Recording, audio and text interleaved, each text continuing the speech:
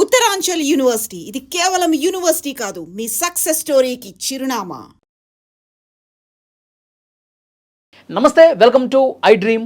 నేను వలి. తమిళనాడులోని మదురై కోర్టు సంచలనమైన తీర్పు ఇచ్చింది.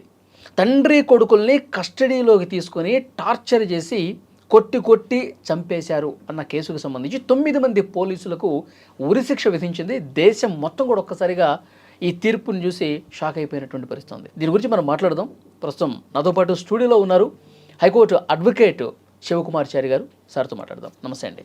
సార్ నమస్కారం. సార్, దేశంలోనే ఫస్ట్ టైమా ఇలాంటి తీర్పు? 9 మంది పోలీసులకు ఒకేసారి ఉరిశిక్ష వేయడం అనేది ఎట్లా చూస్తారు ఈ కేసుని? యాక్చువల్గా సిటిజన్స్కి జనరల్గా ఎవరైతే అఫెండర్స్ ఉంటారో జనరల్గా వాళ్ళకి ఇస్తూ ఉంటారు. ఏదైతే అఫెండర్స్ రేప్ అని, లేకపోతే మొన్న వెరీ రీసెంట్లీ మద్రాస్ కోర్టే చెన్నైలోనే ఒక అమ్మాయిని ట్రైన్లో నుంచి పుష్ చేస్తాడు. ఆ పుష్ చేసిన వ్యక్తి ఎవరైతే ఉంటారో ఆయన కూడా డెత్ సెంటెన్స్ ఇష్యూ చేశారు 2022లో.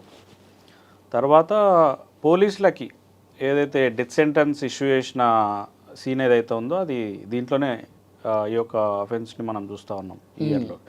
ప్రీవియస్లో మీరు ఒకసారి బ్యాక్ వెళ్తే జైబీ మూవీలో ఏదైతే రియల్ ఇన్సిడెంట్స్ని వాళ్ళు తీసుకొని ఒక మూవీ ఏదైతే చేశారో జస్టిస్ చంద్రు గారు ఆ టైంలో ఇచ్చిన అటువంటి ఆయన ఫైట్ చేసినటువంటి కేసుని సినిమా రూపకంగా చిత్రీకరించినటువంటి తమిళ్ మూవీ ఏదైతే ఉందో దాన్ని మనం తెలుగులో కూడా చూసినాం. అట్లాంటి మూవీ సంఘటనలు తమిళనాడులో కోకొల్లలు. మీరు జనరల్గా ఒకసారి అబ్జర్వ్ చేస్తే తమిళనాడులో రివెంజ్ టైప్ ఆఫ్ ఇన్సిడెంట్స్ అన్నిటి చాలా ఉంటాయి. అది పార్టీల పరంగా కావచ్చు, పబ్లిక్ టు పోలీస్ పరంగా కావచ్చు, ఇట్లా చాలా వరకు కూడా ఉన్నాయి. ఇప్పుడు లేటెస్ట్గా మీరు ఒకసారి అబ్జర్వ్ చేస్తే ఇప్పుడు డెత్ సెంటెన్స్ ఏదైతే లాకప్ డెత్ ఇది అయింది కదా, ఇంకా 30 పెండింగ్ ఉన్నాయి తమిళనాడులో. ఇలాంటివి ఇంకా 30 పెండింగ్ ఉన్నాయి లాకప్ డెత్ సెంటెన్స్. సో ఎక్కడైతే ఈ పోలీస్ వ్యవస్థ అనేది ఉందో, ఈ పోలీస్ వ్యవస్థ ఏమైపోయిందంటే తనకిచ్చిన అధికారాన్ని దుర్వినియోగం చేస్తూ వాళ్ళకి, అంటే మొనార్క్ సిస్టమ్ అనేది ఒకటి ఉంటుంది కదా, ఆ మొనార్కిజం అనేది తీసుకొని వాళ్ళకి ఎక్కువ రుద్దుకొని వాళ్ళు చేసే డ్యూటీ కంటే, సరే జనరల్గా వాళ్ళకి పోలీసు వాళ్ళకి ఎక్కడ అధికారం లేదండి, వీళ్ళని కొట్టు వాళ్ళని కొట్టు పోయి వాళ్ళని బెదిరి అని. ఎప్పుడైతే అన్లాఫుల్ అసెంబ్లీ అంటే ఒక తీవ్రమైన నేరాలు చేసే సందర్భంలో, లేకపోతే తీవ్రమైన ప్రభుత్వ ఆస్తి కానీ ప్రైవేట్ ఆస్తులు కానీ నష్టపోయే పరిస్థితులు ఉన్నప్పుడు, అప్పుడు అన్లాఫుల్ అసెంబ్లీ అయినప్పుడు పోలీస్ వారికి ఒకటి ఏంది అని అంటే లాఠీ చార్జ్ అనేది, అది కూడా very higher official police officers వాళ్ళ ఆర్డర్స్ మేరకే అది కూడా ఉంటుంది తప్ప అసలు వాళ్ళకి ఎక్కడ కూడా పోలీసులు లోకల్ పబ్లిక్ని కొట్టాలి, చెంప మీద కొట్టాలి, కట్టతోడు కొట్టాలి, లేకపోతే కన్ఫెషన్ చేయమని చెప్పి నేరం నిజం ఒప్పుకుంటావా అబద్ధం చెప్తావా అని చెప్పి కస్టడీలో కొట్టే హక్కు వాళ్ళకి ఎక్కడ కూడా లేదు. ఈ 3rd డిగ్రీ అంటారు కదా సార్, 3rd డిగ్రీ అప్లై చేస్తూ ఉన్నారు. 3rd డిగ్రీ అంటే చాలా కఠినంగా స్టేషన్లో కొడతా ఉంటారు నిజాలు రాబట్టడం కోసం. నిజంగా ఈ 3rd డిగ్రీ అనేది ఉందా? యాక్చువల్గా 3rd డిగ్రీ అనేది ఎక్కడ కూడా లేదండి official. There are no degrees in the police investigation. యాక్చువల్గా జనరల్గా ఏంది అని అంటే, ఫస్ట్ డిగ్రీ ఏంది అని అంటే కంప్లైంట్ని ఎఫ్ఐఆర్ చేయడం, ఫస్ట్ ఇన్ఫర్మేషన్ రిపోర్ట్గా వాళ్ళు రిజిస్టర్ చేయడం, దాని తర్వాత దాన్ని ఇన్వెస్టిగేషన్ చేయడం, ఇవి డిగ్రీల కిందికి వస్తాయి తప్ప 3rd డిగ్రీ అనేది స్పెషల్గా పెట్టుకున్నారు. ఎట్లా పెట్టుకున్నారు అంటే, ఈయనోడిని కొడితే వింటారు, వాడిని హింసిస్తే వాడు ఒప్పుకుంటాడు, చేయని నేరాన్ని కూడా ఒప్పిస్తారు. సో ఆ దెబ్బలకు తట్టుకోలేక చేయని నేరాన్ని ఒప్పుకొని ఇప్పటి వరకు కూడా వాళ్ళ సెంటెన్స్ అయిపోయినాక కూడా ఇంకా కూడా జైళ్ళల్లో మగ్గుతున్న ఖైదీలు ఎంతోమంది. ఒకసారి మనం జైలు లోపలికి పోయి ఒకసారి విజిట్ చేస్తే వాళ్ళ కన్నీళ్ళు ఏ విధంగా ఉంటాయంటే, క్షణికావేశంలో చేసినటువంటి చిన్న చిన్న తప్పులకి వాళ్ళకు పడ్డ సెంటెన్సు, వాళ్ళకి తప్పు కూడా చేయరు, ఎవడో మినిస్టర్ కొడుకో లేకపోతే ఇంకెవరో అఫెన్స్ చేస్తే వాళ్ళని వీళ్ళని పంపించడం. లాస్ట్ టైం మీరు నెంబర్ ఆఫ్ కేసెస్ మనం స్టేట్లో మనం చూసినాం. సో ఇట్లాంటి సందర్భాలలో ఎంతోమంది జైళ్ళలో మగ్గుతున్నారు చేయని తప్పు కూడా. సో ఇట్లాంటి సందర్భాలలో పోలీస్ వ్యవస్థ ఒక డిసిప్లిన్ ఫోర్స్, పోలీసు వ్యవస్థ ఒక డిసిప్లిన్ ఫోర్స్ అయ్యిండు కూడా మినిమం డిసిప్లిన్ లేకుండా ప్రవర్తించి ఒక కంప్లైంట్ని కూడా ఏమ్రా ఏడుకొచ్చినావురా ఏమైందిరా అంటే ఒక అఫీషియల్ రౌడిజం దాని కిందికి పోలీస్ వ్యవస్థ అనేది తీసుకొచ్చి చాలామంది సిన్సియర్ ఆఫీసర్స్ కూడా మనం చూస్తూ ఉన్నాం. చాలామంది రోడ్ పైన ఏదైనా వరదొచ్చి ఏదైనా సిచ్యువేషన్ అయినా కూడా వాళ్ళని లిఫ్ట్ చేసి వాళ్ళని భుజాల మీద ఎక్కించుకున్న పోలీసు వాళ్ళని కూడా మనం చూసినాం. మీరు దీంట్లో ఇదే డిపార్ట్మెంట్లో ఆ పోలీస్ స్టేషన్కి మన పట్టివెల్లి ఏదో పోలీస్ స్టేషన్ ఉంది. ఆ పోలీస్ స్టేషన్లో ఏదైతే ఈ అఫెన్స్ జరిగిందో ఆ పోలీస్ స్టేషన్లో ఇచ్చినటువంటి ఒక కానిస్టేబుల్ ఇచ్చిన స్టేట్మెంట్, అంటే లోకల్ పోలీస్ స్టేషన్లో ఏం జరిగింది అని సిబిఐ ఎంక్వైరీలో కానిస్టేబుల్ ఇచ్చినటువంటి స్టేట్మెంట్ బేస్ చేసుకొని ఒక శిక్ష పడ్డది. అవును. అంటే సేమ్ పోలీస్ స్టేషన్లో వీళ్ళు బిహేవియరు ఒకసారి చూసినట్టయితే ఇట్లా ఉంది. అదేవిధంగా మళ్ళీ అదే పోలీస్ స్టేషన్లో ఒక ఉమెన్ కానిస్టేబుల్ తన డ్యూటీ కంటే తన ఉద్యోగం కంటే నీతి నిజాయితీ న్యాయం ఇంపార్టెంట్ అని చెప్పేసి ఆమె సొంతంగా ఆమె స్టేట్మెంట్ ఇట్లా జరిగింది, ఇట్లా నేను నా కళ్ళతో చూసినా అని చెప్పి స్టేట్మెంట్ ఇచ్చింది. సో మనము ఈ యొక్క హ్యూమన్ రైట్స్ వైలేషన్ ఎక్కడైతే జరుగుతుందో, ఇప్పుడు మన స్టేట్లో కావచ్చు, లాస్ట్ టైం ఒకసారి షాద్నగర్ ఏరియాలో ఒకటి మన లాకప్ డెత్ అయింది. సో ఎప్పుడైనా సరే పోలీస్ వారు లాస్ట్ టైం మీరు ఒకసారి అబ్జర్వ్ చేస్తే D K Basu versus state of west బెంగాల్లో క్లియర్ కట్గా సుప్రీంకోర్టు గైడ్లైన్స్ పాస్ చేయడం జరిగింది. ఒక అరెస్ట్ అయిన వ్యక్తికి తన అడ్వకేట్ని కలుసుకునే అవకాశం ఉంది. ఒక అరెస్ట్ అయిన వ్యక్తికి మెడికల్లీ ఏదైనా ప్రాబ్లం అయితే ఆయనను హాస్పిటల్లో చూపించాల్సిన అవసరం ఉంది. అయినా ఏదైతే ఫుడ్డు టైంకి ఆయన తీసుకుంటాడో ఆ ఫుడ్ ఇవ్వాల్సిన అవసరం ఉంది. సో పోలీస్ స్టేషన్ కస్టడీలో ఉన్నప్పుడు ఆయనకి ఏమేమి హక్కులు ఉంటాయో అవన్నీ క్లియర్ కట్గా DK Basu versus state of west బెంగాల్లో సుప్రీంకోర్టు క్లియర్ కట్ గైడ్లైన్స్ ఇవ్వడం జరిగింది. తర్వాత అది ఎప్పుడు 1997 ఇయర్లో. సో ఇన్నేళ్ల తర్వాత కూడా ఆ గైడ్లైన్స్ను ఫాలో చేయకపోవడం అనేది ఎందుకనంటే పోలీస్ వ్యవస్థ అనేది కూడా లా అండ్ ఆర్డర్ని మెయింటైన్ చేయడానికి కోసం, పబ్లిక్ ఆర్డర్ని మెయింటైన్ చేయడం కోసం. మీరు ఒకసారి ఈ యొక్క అఫెన్స్ని బేస్ చేసుకొని చూస్తే సెక్షన్ 188 ఆఫ్ ఇండియన్ పీనల్ కోడ్లో ఈ అఫెన్స్ రికార్డ్ అయింది. ఎవరిపైన? జయరాజ్ అండ్ వెనిక్స్ పైన, వాళ్ళ ఫాదర్ పైన. ఎవరైతే ఫాదర్ కొంచెం 9 తర్వాత, అప్పుడు మన కోవిడ్ రూల్స్ అండ్ రెగ్యులేషన్స్ పరంగా జనరల్గా 10-10:30 వరకు ఉంటుండే, ఆ టైంలో 9 వరకు ఉంది. సో వాళ్ళ ఫాదర్ ఎవరైతే మొబైల్ షాప్ రన్ చేస్తున్నారో ఆ ఫాదర్ ఏమైంది అంటే 9:30 వరకు ఎక్స్టెండ్ చేయడం జరిగింది. సో గవర్నమెంట్ ఇచ్చిన టైం పీరియడ్ బేస్ చేసుకొని ఏదైతే ఉందో ఆ టైంని మిస్లీడ్ చేసి ఆయన చేసిన అఫెన్స్కి ఒక ఫైన్ వేసుకోవడం, అంతే. ఒక ఫైన్ కట్టుకుంటాడు ఆయన కోర్టుకు పోయి. అంతకుమించి ఆయన లాకప్లో పెట్టడం కానీ, ఆయన అరెస్ట్ చేయడం కానీ, ఆయనకు నోటీస్ ఇష్యూ చేయడం కానీ అట్లాంటివి ఏముండే ఇట్లాంటి అఫెన్స్లో. So it's a basic offence కదా. బేసిక్ అఫెన్స్లో ఆయనకు ఒక ఫైన్ వేస్తారు, అంతే. సో ప్రీవియస్లీ డీప్లీ మనం ఈ కేసుని స్టడీ చేస్తే ఏమర్థమైంది అని అంటే, ప్రీవియస్లో వాళ్ళ ఫాదర్కి ఆ లోకల్ ఇన్స్పెక్టర్కి గర్జెస్ ఉన్నాయని చెప్పేసి కొన్ని వార్తలు వస్తూ ఉన్నాయి. ఓకే. ప్రీవియస్లో వాళ్ళకి ఆయన మాట వినలేదనో, లేకపోతే వాళ్ళు మరి ఏ విషయంలో గర్జెస్ ఉన్నాయనేది క్లియర్ కట్గా విషయంలో గొడవ జరిగింది, మాట అనుకున్నారు, అది మైండ్లో పెట్టుకున్నారు పోలీసు. హీటెడ్ వర్డ్స్ ఎక్స్చేంజ్ అయినాయి అని చెప్పేసి మనకు సమాచారం ఉంది. సో ఫర్దర్గా ఆయన దొరికిండు కాబట్టి తర్వాత ఆయనను తీసుకొని వెళ్ళి తర్వాత సపోర్ట్ చేసినటువంటి ఎవరైతే ఈ శ్రీధర్ ఇన్స్పెక్టర్ ఉన్నాడో ఆ లోకల్ పోలీస్ స్టేషన్లో, ఆయన ఎస్ఐ గారు, హెడ్ కానిస్టేబుల్, మిగతా కానిస్టేబుల్స్ ఎవరైతే 9 మంది సెంటెన్స్ ఉందో వీళ్ళందరూ కూడా కలిసి విపరీతమైన టార్చర్ చేయడం ద్వారా ఈ యొక్క లాకప్ డెత్ జరిగింది. సో ఈ ఏదైతే ట్రయల్ కోర్ట్ మదురై కోర్టు ఏదైతే ఈ యొక్క సెంటెన్స్ విధించిందో, ఈ సెంటెన్స్లో క్లియర్ కట్గా పబ్లిక్ ఏం మెసేజ్ ఇచ్చిందంటే, లా అనేది, చట్టం అనేది ఎవరికి చుట్టం కాదు, చట్టం అనేది పోలీసు వారికి కూడా వర్తిస్తుంది, చట్టం అనేది ఎవరైతే హైయర్ అఫీషియల్ ఉన్నారో అందరు కూడా వర్తిస్తుంది, కామన్ మ్యాన్కి ఏ చట్టం అవుతుందో అది కూడా పోలీసు వాళ్ళకి చట్టం ఉంది.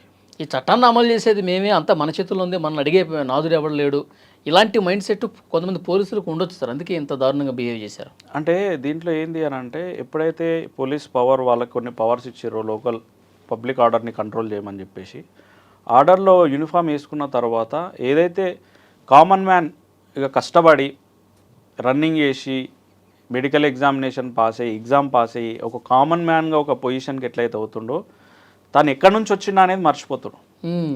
తను ఏ కుటుంబం నుంచి వచ్చిండు, ఎక్కడి నుంచి వచ్చిండు, యూనిఫామ్ వేసుకోకముందు నా పరిస్థితి ఏంది అనేది యూనిఫామ్ వేసుకున్న తర్వాత మర్చిపోతారు. సో ఎవరైనా సరే ఒక యూనిఫామ్ వేసుకున్నప్పుడు వాళ్ళని మనం పెట్టుకుంది ఆ యొక్క డిపార్ట్మెంట్ ఉన్నది పబ్లిక్ ఆర్డర్, ఒక వ్యక్తికి ఇంకో వ్యక్తికి వైలేషన్ జరగకుండా, అంటే ఒక సిస్టమేటిక్ పద్ధతిలో జనజీవన స్రవంతిలో ఉండాలి ఒక మనుషులు అని చెప్పేసి ఎవరు వైలేట్ చేయొద్దు, ఎవరిపైన దాడి చేయొద్దు, ఎక్స్టార్షన్ చేయొద్దు, లాక్కోవద్దు, గుంజుకోవద్దు, లేకపోతే దొంగతనాలు జరగవద్దు అని చెప్పి పోలీస్ డిపార్ట్మెంట్ ఉంది తప్ప లాకప్లో వేసి కస్టోడియల్ టార్చర్ చేసి వాళ్ళని సంపనీకే పోలీసు వాళ్ళు లేరు. పోలీసు వాళ్ళు ఉన్నది జన రక్షణ కోసం పోలీసు వాళ్ళు ఉన్నారు తప్ప పోలీసు వాళ్ళు కస్టోడియల్ టార్చర్ చేయడానికి ఎక్కడ కూడా లేదు, వాళ్ళు చెంపదెబ్బ కొట్టడానికి కూడా ఎక్కడ కూడా లేదు. మీ అనుభవం బట్టి చెప్పండి, పోలీసుకి కోర్టు ఉరిశిక్ష వేసినటువంటి దాఖలా ఉందా గతంలో ఎప్పుడన్నా? యాక్చువల్లీ ఏంది అంటే పోలీస్ జనరల్లీ ఏదైతే సిచ్యువేషన్లో ఈ లాకప్ డెత్ జనరల్లీ జరుగుతూ ఉన్నాయి కదా, ఈ జరుగుతూ ఉన్న సెంటెన్స్లో ఇంత గ్రావిటీ ఉన్నటువంటి కేసులో ఇప్పటివరకు వేయలేదు. సో తమిళనాడులో ఇలాంటి చాలా జరుగుతూ ఉన్నాయి, ఇంకా 30 లాకప్ డెత్స్ పెండింగ్ ఉన్నాయి ఇంకా జడ్జిమెంట్స్కి. సో ఇంతకుముందు దీంట్లో మనం ఈ యొక్క lockup deaths divided by 4 types ఉంటాయి. ఎట్లా ఉంటాయి అంటే బై టార్చర్ ఉంటుంది, లేదా బై అంటే ఆయన మానసిక ఒత్తిడికి లోనై సూసైడ్ చేసుకునే అట్లాంటి లాకప్ డెత్స్ ఉంటాయి. లాకప్ డెత్స్లో ఇంకో రకం ఏంటంటే టైంకి వాళ్ళకి ఫుడ్ ఇవ్వకపోవడం వల్ల, షుగర్ పేషెంట్స్ కానీ లేకపోతే ఏదైనా వ్యాధితో సఫర్ అవుతున్నప్పుడు, బీపీ పేషెంట్స్ కానీ వాళ్ళకి ఆ టైంకి ట్యాబ్లెట్ ఇవ్వరు, వాళ్ళకి ఆ లోపల కూర్చోబెడతారు, వాడు ట్యాబ్లెట్ వేసుకోవడం, వాడు ఫుడ్ తినలేడు, ఆ టైంకి ఫుడ్ అందించరు, లోపల లాకప్లో కూర్చోబెట్టి ఎవరు డ్యూటీ వాళ్ళు చేసుకుంటారు. సో అట్లా ఉండి సడన్గా చనిపోతారు.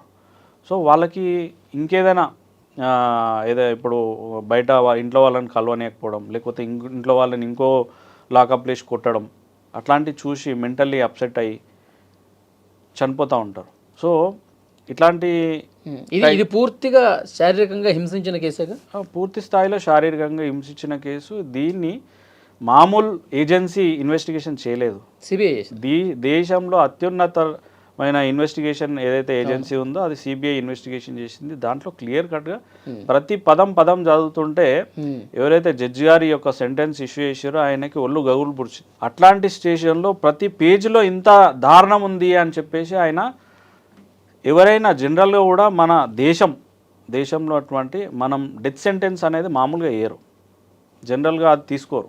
తండ్రి కొడుకుల్ని నగ్నంగా ఒకళ్ళకి ఎదురుగా ఒకళ్ళు నించోబెట్టి చాలా దారుణంగా నగ్నంగా కొట్టారంట. అయితే ఎప్పుడైతే డిపార్ట్మెంట్కి తనకు సంబంధించిన డ్యూటీని గుర్తియడం ద్వారా వాళ్ళ ఫాదర్ ఎవరైతే ఉన్నారో ఈ యొక్క అఫెన్స్కి నన్ను ఇంతగానం ఎందుకు టార్చర్ చేస్తున్నారు అని చెప్పేసి ఆయన అడిగినందుకు వాళ్ళ కొడుకు పోయి మా నాన్నని ఎందుకు హింసిస్తారు, ఎందుకు కొడుతున్నారు అని చెప్పేసి ప్రశ్నించినందుకు మాత్రమే ఇదంతా జరిగింది.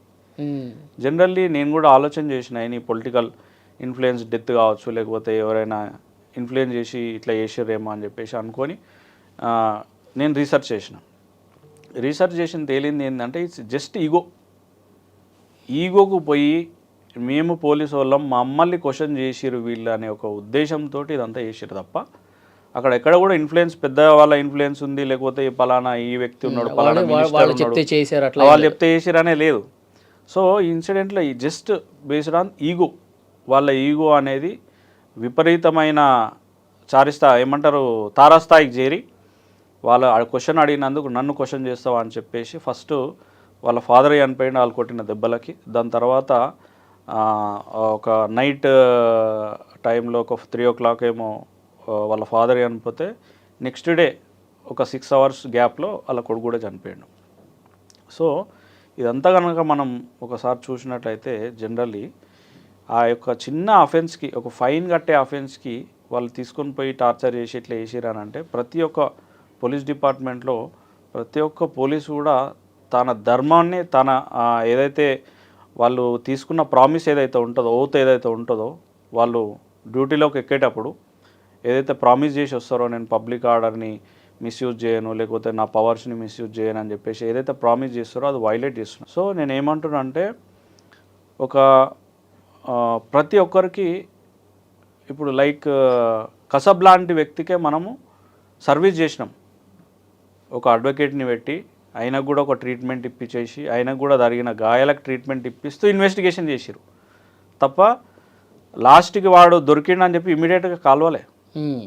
సో మనకు సంబంధించిన చట్టాలు, మనకు సంబంధించిన డెమోక్రసీ ఏం చెప్తుంది అని అంటే, ఏదైతే అఫెన్స్ జరిగిందో దానికి సంబంధించిన సెంటెన్స్ ఏదైతుందో, శిక్ష తన చట్టాన్ని తన చేతిలోకి తీసుకోకుండా, అంటే ఇమీడియట్లీ కొట్టకుండా లేకపోతే ఇంకోటి చేయకుండా సీదా ఒక జైలు ఉంది, ఒక జడ్జి గారు ఉన్నారు, వాళ్ళు ఇచ్చిన ఆర్డర్ని బేస్ చేసుకొని వాళ్ళు డ్యూటీ చేయాలి తప్ప వాళ్ళ చేతిలోకి చట్టం తీసుకుంటే కామన్ మ్యాన్ కంటే ఎక్కువ ఇబ్బంది పోలీసు వాళ్ళకే. వాస్తవానికి వాళ్ళకి తెలియని విషయం ఏంటంటే, ఒక కామన్ మ్యాన్ చేస్తే వాడు ఉద్యోగం పోదు, వానికి ఏం కాదు, అఫెన్స్ అయితే వాడు కోర్టు చుట్టూ తిరుగుతాడు, అయిపోతుంది. అదే ఒక పోలీస్ వ్యవస్థలో ఉన్నటువంటి ఒక అధికారి తప్పు చేస్తే ఆయనకి ఉద్యోగం పోతుంది, మళ్ళీ ఏదైతే కామన్ మ్యాన్ తిరిగినట్టు కోర్టు చుట్టూ తిరగాల, అన్నీ తిరగాలి. ఇంకా అడిషనల్గా ఏదైతే ఇంక్రిమెంట్సో లేకపోతే అట్లాంటివి ఏమైనా ఉంటే, ప్రమోషన్సో లేకపోతే అట్లాంటివి ఏమైనా ఉంటే వాళ్ళకి ఎఫెక్ట్ అవుతుంది తప్ప కామన్ మ్యాన్ కంటే పోలీస్ డిపార్ట్మెంట్కే ఎక్కువ ఈ యొక్క చట్టం అనేది పనిచేస్తుంది. సరే, ఇప్పుడు వీళ్ళు పై కోర్టులకు వెళ్తే ఈ తీర్పు ఏమన్నా ఇదయ్యే అవకాశం ఉందా? అది బేస్డ్ ఆన్ ద ఫ్యాక్ట్స్, ఏదైతే ఎవిడెన్సెస్ ఉన్నాయో, ఏదైతే ఎవిడెన్సెస్ సిబిఐ ప్రొడ్యూస్ చేసిందో, మోస్ట్లీ అయితే దీనికి వ్యతిరేకంగా వచ్చే అవకాశం అయితే తక్కువ ఉంది. ఎందుకంటే అక్కడ వాళ్ళు చేసిన అఫెన్సు చిన్నది, అంటే వాళ్ళు ఒక మర్డర్ చేసో లేకపోతే వాళ్ళు పాత నేరస్తులో వాళ్ళ క్రిమినల్ హిస్టరీ ఉంది, వాళ్ళు రౌడీ షీటర్సు, పొద్దుగా లేస్తే వాళ్ళు ఇట్లాంటివి చేస్తున్నారు అని చెప్పి వాళ్ళని ఎన్కౌంటర్ ఏదో చేస్తే అది అది అది డిఫరెంట్ ఆస్పెక్ట్. సో వాళ్ళ పైన ఎక్కడ కూడా క్రిమినల్ హిస్టరీ లేదు. సో వాళ్ళ పైన వీళ్ళు తప్పు చేశారు, ఈగోకి పోయి ఇష్టం వచ్చినట్టు కొట్టి చంపేశారు. ఇప్పుడు పోలీసులు వాళ్ళు హైకోర్టుకి వెళ్ళటం, సుప్రీంకోర్టుకి వెళ్ళటం, ఎవరికైనా ఒక రైట్ ఉంది. ఆ పోలీస్ వారు కూడా హైకోర్టు వెళ్ళడం కానీ సుప్రీంకోర్టు వెళ్ళడం కానీ అపీల్ చేసుకోవడం వాళ్ళ రైట్. అది కూడా కాన్స్టిట్యూన్సీ దొంగ కల్పించింది, దొర కల్పించింది. సో వాళ్ళ రైట్ కాబట్టి వాళ్ళు ఫైల్ చేసుకుంటారు. ఏ కోర్టుకు పోయినా వీళ్ళు మర్డర్ సెక్షన్ నుంచి తప్పించుకోలేరంటారు. ఏ కోర్టుకు పోయినా వాళ్ళు చేయలేదు అని చెప్పేసి ప్రూవ్ చేసుకునే పరిస్థితి ఎక్కడ కూడా లేదు. ఎందుకనంటే ఆ యొక్క సెంటెన్స్లో ఎవిడెన్సెస్ అనేది లోకల్ పోలీస్ స్టేషన్లో ఉన్నటువంటి కానిస్టేబుల్ వాళ్ళు ఎవరైతే అరెస్ట్ అయ్యారో వాళ్ళకి సంబంధించిన కొలీగ్ స్టేట్మెంట్సే ఇక్కడ స్ట్రాంగ్గా ఉన్నాయి.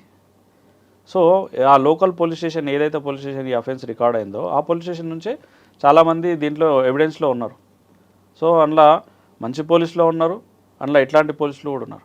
సో వాళ్ళు ఇచ్చిన స్టేట్మెంట్ ఆధారంగా వాళ్ళు ఎప్పటి నుంచి ఏ టైంలో ఎక్కడ ఉన్నారు, సీసీటీవీ ఫుటేజ్ ఆధారంగా వాళ్ళని ఎప్పుడు తీసుకెళ్ళారు, ఎప్పటి నుంచి ఎప్పటి వరకు టార్చర్ చేసారు, వాళ్ళు ఎప్పుడు చనిపోయారు, ఆ డ్యూటీలో ఎవరెవరు ఉన్నారో వాళ్ళందరినీ కూడా క్యాలిక్యులేట్ చేసి ఆ ఇన్వెస్టిగేషన్లో 9 ఎవరైతే మెంబర్స్ ఉన్నారో డిపార్ట్మెంట్ పోలీసు వాళ్ళు, వాళ్ళని తీసుకొచ్చి సీదా సస్పెండ్ చేసి వాళ్ళని ఈ కోర్టు డెత్ సెంటెన్స్ అనేది ఇష్యూ చేయడం జరిగింది. ఆ క్రైమ్ నెంబర్ కూడా చూస్తే మీరు ఆశ్చర్యకరం ఏంటంటే 649 క్రైమ్ నెంబర్ వీళ్ళపైన ఉంటుంది, సెక్షన్ 188 ఆఫ్ ఐపీసీ. 650 వాళ్ళపైన ఉంటుంది, పోలీసు వాళ్ళపైన. సో ఒక ఏదైతే అఫెన్స్ ఎఫ్ఐఆర్ నెంబర్, ఒక నెంబర్ గ్యాప్లోనే ఇద్దరిపైన ఎఫ్ఐఆర్లు అయినాయి. అదే పోలీస్ స్టేషన్లో వీళ్ళు డెత్ అయిపోయిన తర్వాత వాళ్ళపైన ఎఫ్ఐఆర్ అయింది 302 మర్డర్ కేసు. ఈ 9 నెంబర్స్ మీద ఎవరైతే ఉందో, ప్రీవియస్ అఫెన్స్ ఏదైతే ఉందో వాళ్ళ మీద ఉంది. సో ఏ పోలీస్ వ్యవస్థ అయినా, ఏ వ్యవస్థ అయినా సరే జనాన్ని రక్షించడానికి, పబ్లిక్ ఆర్డర్ని మెయింటైన్ చేయడానికి, పబ్లిక్ని పీస్ఫుల్గా ఉంచడానికి, జస్ట్ మనం నైట్ 10:30 అయిన తర్వాత ఒక లౌడ్ స్పీకర్ వస్తేనే మనం 100 డయల్ చేసే పరిస్థితి ఉంది. సో ఒక సౌండ్ని కూడా మనం ఎంకరేజ్ చేయం.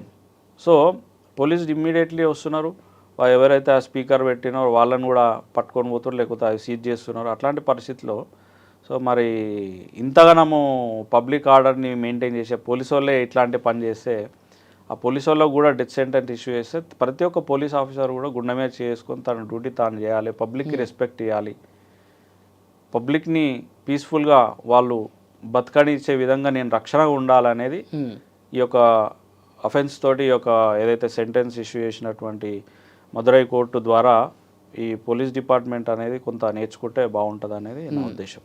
సో ఓకే, అంటే ఈ తీర్పు అధికారులు, చట్టాన్ని అమలు చేసేటువంటి అధికారులకి నిజంగా ఒక హెచ్చరిక లాంటిదేనా సార్? సార్ 100%. ఇప్పుడు ఎవ్వరు ఏదైతే చట్టానికి అతీతం కాదు, ఏ ఒక్క అధికారి ఎవరైనా సీఎం అయినా పిఎం అయినా ఎవరైనా సరే ఈ యొక్క చట్టానికి ప్రతి ఒక్కరూ with in the limits of the our constitution అని చెప్పేసి క్లియర్ కట్గా ఎవరికి వాళ్ళు మేము గొప్ప అనుకోవడానికి లేదు, శిక్ష ఎవరికైనా సమానమే అన్నట్టు ఎంత ఉద్దండులైనా సరే ఎవరైనా సరే ప్రధానమంత్రి కూడా కోర్టు సమన్ వచ్చిందంటే ప్రధానమంత్రి కూడా వచ్చి కోర్టులో నిలబడాల్సిందే. చట్టానికి అంత పవర్ ఉంది, ఆ చైర్కి అంత పవర్ ఉంది. సో మనందరం కూడా ఏదైతే జనజీవన శ్రేవంతులు జీవిస్తున్నాం, అసలు లా అంటే ఏంది అనే క్వశ్చన్ వస్తే లా ఇట్స్ నా ఏమంటారంటే లా అనే ఒక పదానికి వెనుకలు ఉన్నది ఏంది అని అంటే it's a codified common sense. అంటే ఇతరులకు ఇబ్బంది కలిగించకుండా బతకడమే మన law. It's a codified common sense. Common సెన్స్తో బతికే విధానం ఏదైతే ఉందో అదే లా. ఒకరికి ఇబ్బంది కలిగించకుండా, ఒకరిది గుంజుకోకుండా, లేకపోతే ఒకరి పైన దాడి చేయకుండా ఏదైతే మన కామన్ సెన్స్ తోటి బతుకుతామో దాన్ని కోడిఫైడ్ చేయడమే ఒక లా. సో ప్రతి ఒక్కరూ దీన్ని పాటించాల్సిందే. ప్రతి ఒక్కరూ మన కాన్స్టిట్యూషన్ విధించినటువంటి ఫండమెంటల్ రైట్స్ ఏదైతే ఉన్నాయో దానికి లోబడి ఉండాల్సిందే, దానికి లోబడి బతకాల్సిందే. దానికి ఓవర్కమ్ ఎవరైతే ఏనిపోతారో వాళ్ళ అఫెన్స్కి చేసినట్టే గురవుతారు, వాళ్ళకి పనిష్మెంట్స్ కూడా అట్లనే ఉంటాయి. జనరల్గా చాలామంది మేధావులు కొటేషన్స్ రాస్తూ ఉంటారు. సో ఒక కొటేషన్ ఏంటి అంటే అఫెన్స్ని వ్యతిరేకించండి, అఫెన్స్ చేసిన మనిషిని కాదు అని చెప్పేసి ఒక సెంటెన్స్ ఉంది. సో ఏదైతే తప్పు చేసిండో ఆ తప్పుని వ్యతిరేకించు, వాడిని తీసుకొని పోయి ఆ మనిషిని టార్చర్ చేసి చిత్రవద చేసి వాడిని చంపాలనే ఉద్దేశం చూడకు, వాడిని మార్చే విధంగా చూడు అంతే. Hate the offence not a person అని క్లియర్ కట్గా చెప్పారు. ఓకే. సో దీంట్లో ఈ యొక్క సెంటెన్స్ అనేది ప్రతి ఒక్క పోలీస్ ఆఫీసర్ కానీ, ప్రతి ఒక్క అధికారికి కానీ, ఐఏఎస్ కానీ, ఐపీఎస్ కానీ, ముఖ్యమంత్రి కానీ, ప్రధానమంత్రి కానీ ప్రతి ఒక్కరూ తనకు సంబంధించిన డ్యూటీని ఓవర్కమ్ చేస్తే ప్రతి ఒక్కరు అఫెన్స్కి గురి కావాల్సిందే, ప్రతి ఒక్కరు జైలుకు ఒక తప్పదు. చాలా బాగా చెప్పారు sir. Thank you very much. Thank you sir. And for more videos, Please subscribe to iDream. Please subscribe to iDream. Please subscribe iDream. And please subscribe to iDream. For more videos, subscribe to iDream. please like, share and subscribe to the channel. Congratulations, iDream. Subscribe to iDream. Subscribe to iDream. So subscribe to iDream Media. iDream ki iDream team andarki huge congratulations. Please subscribe iDream Media. Please subscribe to iDream. Subscribe iDream. Please subscribe to iDream. iDream అంటే నా కళల ఛానల్ను subscribe చేసుకున్న నోరు తిరుగుతలేదు, మీరైతే గంట గుర్తు కొట్టండి. For more such videos, please subscribe to iDream. Subscribe to iDream. Please subscribe to iDream. Please subscribe iDream Media. Please do subscribe to iDream. Please subscribe to iDream Media. For best entertainment and information, please subscribe iDream. And don't forget to subscribe to iDream.